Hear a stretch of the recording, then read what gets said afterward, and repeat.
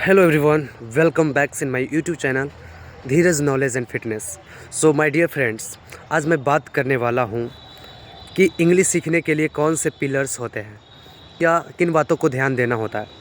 तो सबसे पहले मैं बता देना चाहता हूँ there are 4 pillars to learn English. तो पहला पिलर है एल। एल मीन्स होता है लिसनिंग, मतलब सुनना। देखो दोस्त, हम सब बचपन से सुनते आ रहे हैं हिंदी, तो हिंदी आज फ्लुएंटली बोलते हैं, तो इंग्लिश भी मतलब ज़्यादा से ज़्यादा पर्सन को सुनेंगे, ठीक है। तो जो सुनेंगे वो हमारा दिमाग में सेव होगा, ठीक है, और फिर वही मैं बोल पाऊँगा। तो listening is must important to speak English fluently. Second thing is that L S means speaking. Suppose that आपने जो भी सुना, ठीक है, किसी पर्सन से जो भी आपने सुन के सीखा, उसको आप अकेले में जाके उसको प्रैक्टिस करो, ठीक है। उसका कॉपी करो भाई, कॉपी करने में क्या जाता है। सपोज दैट आपने सुना yes I am the great person in this world, तो आप भी बोलो ना yes I am the great person in this world, I can do anything. तुम भी बोलो I can do anything. Oh I am very happy today. अगर किसी से ये वर्ड सुन रहे हो I am very happy today, तो आपको बोलने में क्या है, आई एम हैप्पी टुडे, अभी बोलो। तो through listening you can speak, you can improve. Okay, तो सुनो और बोलो। और थर्ड चीज़ है भाई LSWR। तो डब्लू मीन्स राइटिंग। राइटिंग मतलब लिखना बहुत ज़रूरी है, ठीक है। जब आप लिखते हो तो आपका तीनों पार्ट्स इम्प्रूव होता है। जब लिखते हो तो क्या, लिखते हो तो आपका माइंड रीड भी करता है ना। फिर आप सुनते भी हो सबकॉन्शियसली उस चीज़ को, तो लिखना बहुत ज़रूरी है। और लास्ट में है रीडिंग, पढ़ना। LSWR रीडिंग मतलब शुरू में तो आप ज़ोर ज़ोर से पढ़ो, उससे क्या होगा, ज़ोर ज़ोर पढ़ने से क्या होगा, ज़ोर ज़ोर से पढ़ने से क्या होगा, आपका जो प्रोनंसिएशन है इम्प्रूव होगा, ठीक है, और मज़ा आने लगेगा। तो शुरू में क्या होता है ना, दिक्कतें आती है। जब मैं शुरू में न्यूज़पेपर पढ़ता था तो पता है भाई, मतलब 1-2 मिनट पढ़ता था, ज़्यादा से ज़्यादा 10 मिनट, और करता और लगता था मेरा मन बंद कर दो भाई, नहीं समझ में आ रहा है कुछ। लेकिन आज मैं 1-2 घंटा लगातार पढ़ता हूँ, 2.5 घंटा मैक्सिमम 3 घंटा तक पढ़ता हूँ, ठीक है, न्यूज़पेपर, और मज़ा आता है, अंडरस्टैंडिंग होता है, समझ में आता है उस चीज़ को। तो जब आप किसी चीज़ को समझते हो तो आपको मज़ा आने लगता है। समझ में आ रहा है ना आप सभी को। लेकिन आप शुरू में न्यूज़पेपर नहीं पढ़ोगे, बुक नहीं पढ़ोगे, क्योंकि आपको समझ में नहीं आ रहा भाई। एक मतलब क्या है ना कि मतलब एक ही बार में सब कुछ नहीं होता, टाइम दो, धीरे धीरे समझ में आएगा। अगर एक सेंटेंस में हमको एक वर्ड समझ में आ रहा है तो बहुत है, ठीक है। तो पूरा न्यूज़पेपर पढ़िए।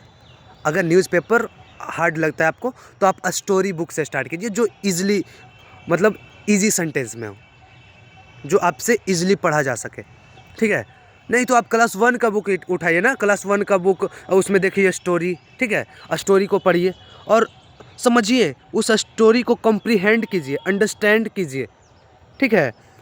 और उसमें जो भी वोकैब आता है क्लास 1 में, भाई मैं CBSE में पढ़ाता हूँ, मुझे पता है, ठीक है, क्लास 1 में भी अच्छा वोकैब रहते हैं, ठीक है। तो आप सीखने को कहीं से भी सीख सकते हैं मेरे भाई, है ना।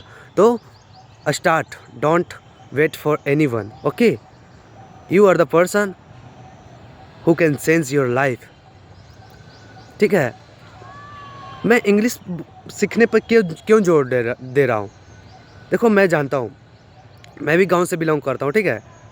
और जब मैं इंग्लिश सीखते आ रहा हूँ ना, तो मेरा ऑटोमेटिक सारा दरवाज़ा खुलता आ रहा है। पहले मैं कुछ नहीं था, लेकिन आज मैं इंग्लिश सीख के मैं आज एक स्कूल में पढ़ा रहा हूँ, ठीक है। वहाँ लाइक सैकड़ों बच्चे आते हैं, उसको मैं एक्नॉलेज कर रहा हूँ, उसको मैं एडुकेट कर रहा हूँ, तो थ्रू इंग्लिश। और आज मैं स्पोकन का क्लास भी चलाता हूँ कादिरगंज में, ठीक है।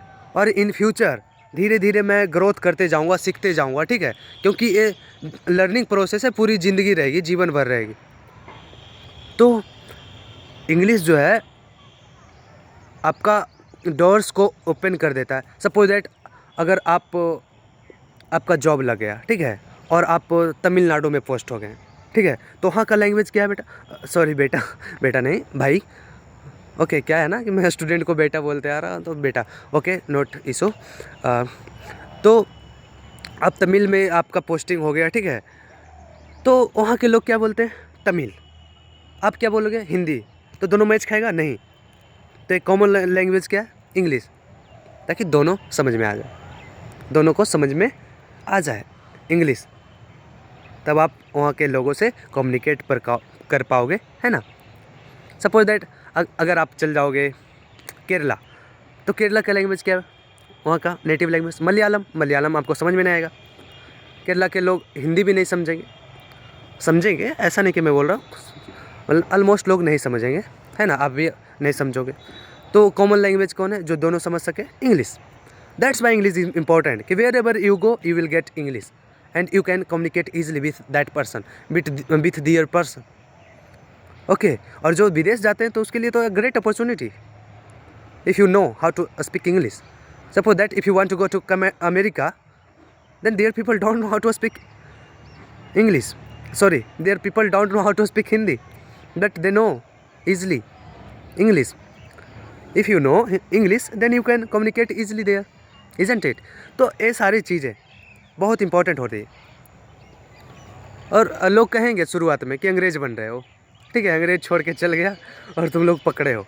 भाई उसको कहने दो, ठीक है। एक तो वो सीखेंगे नहीं और आपको रोकेंगे सीखने। आप उनको बताइए ना कि आप कंप्यूटर उठाइए, कंप्यूटर में सारा और लैंग्वेज क्या रहता है? इंग्लिश का रहता है। बुक उठाइए, सीबीएसई क्यों पढ़ने भेजते हैं बच्चे को? क्योंकि वहाँ कंटेंट जो होता है सारा इंग्लिश में होता है। अगर आप उच्चतम लेवल का नॉलेज गेन करना चाहते हैं तो क्या इंग्लिश पढ़ना बहुत ज़रूरी है। इंग्लिश में ऐसा नहीं कर रहा हूँ कि Hindi is not good, I respect because my native language, okay, but English is also important, okay. We should respect both language and we should learn. Excuses नहीं बनाना है, ठीक है। आप सीख के देखो, एक बार उसको अंडरस्टैंड करके देखो, धीरे धीरे gradually you will become all great person, okay. Okay, so see you, bye bye. मैं अभी खेत में आया हूँ। मुझे बहुत मतलब ये जो है ना ज़िंदगी बहुत पसंद है। I love my life and particularly मैं बताना चाहता हूँ कि मुझे खेत तरफ आने में एक अलग ही सुकून मिलता है, एक मस्ती भरा ज़िंदगी लगता है खेत तरफ, है ना। ताजगी भरी हवा, सांसें मैं यहाँ ले पाता हूँ, ठीक है। तो ये खेत में ही पॉसिबल हो पाता है, ठीक है, गांव में ही पॉसिबल हो पाता है, ठीक है। सो अगर मेरा वीडियो इन्फॉर्मेटिव लगा, ठीक है, वैल्यूएबल लगा, तो भाई देखो शेयर कर दो यार, ठीक है। शेयर करने से तो आपका 1 रुपया खर्चा नहीं हो रहा।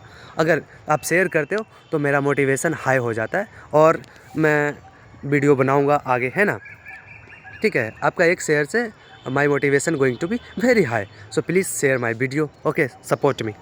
Thank you so much. जय हिंद, वंदे मातरम।